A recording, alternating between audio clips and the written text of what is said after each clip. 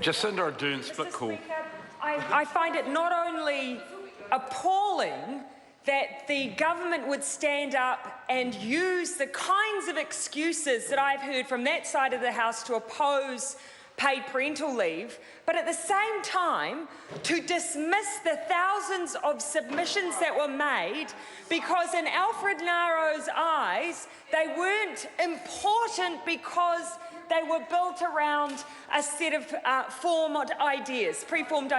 The idea that perhaps someone who's a parent or a mother might not have as much time as someone else to construct an individualised form doesn't seem to have occurred to that member. But to cast out of hand those thousands of submissions, I thought was insulting. Now, if form submissions are meaningless, if form submissions don't count for something and aren't paid attention to, then I suggest that we send a form letter back to those thousands of submitters, and in that form letter, I suggest that we include the transcript from Alfred Naro, and let's see whether or not that form letter sparks a reaction from those submitters, because I would wager that sharing his dismissive attitude with all of those individuals would get a response, and rightly so.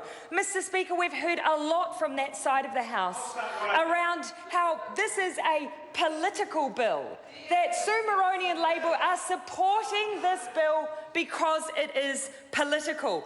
I would like to substitute the word political, Mr. Seymour, with the word values, because that's the reason this side of the House has chosen to support this bill, because we see the importance, both based on evidence and research, but also based on the moral arguments around paid parental leave to support it. And to put up the argument that because half of new mothers miss out, that's a reason not to support it. And actually, that's a reason to do something for them as well, which is why we already announced Best Start, because we recognise that that was a problem we wanted to address too.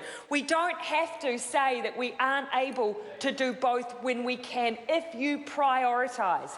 And on the issue of prioritisation, another point I want to raise for Alfred Naro, who tried to argue that we shouldn't implement this bill because the fiscal headroom to do it wasn't available. That is wrong, wrong, wrong. Not only does the first phase of this bill cost half of what the Prime Minister spent on his flag referendum, you can't tell me that was a higher priority than supporting new mothers and babies. Not only does that cost half, but actually what's being proposed here costs 1.27% of what that government will spend tomorrow in its budget. 1.27%. This is not about whether it's possible, it's about priorities. And on this side of the House, we are prioritising children, mothers, families, and yes, fathers also. It is about priorities. In fact, we have been so responsive on the phasing of this, and this is something that Sue Moroney has gone to great lengths over, that she has proposed a phasing, 18 to 22 weeks from the 1st of April 2017, moving from 22 to 26 in 2018.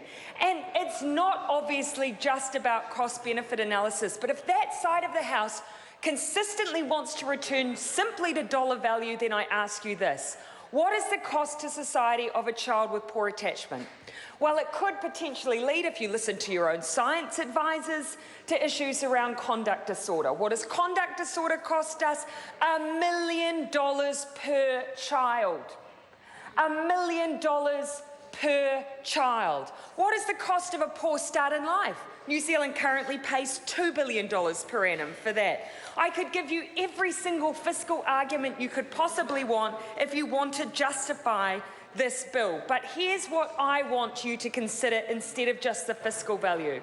My friend recently fell pregnant, a very exciting time for everyone. She is a small business owner. It is paid parental leave or nothing for her. That is what this bill is really about. It's about the individuals. It's about the fact that those 8 more weeks means the difference between a mother starting to see their child verbalise little sounds that make sense, the ability to smile, to move to solid foods.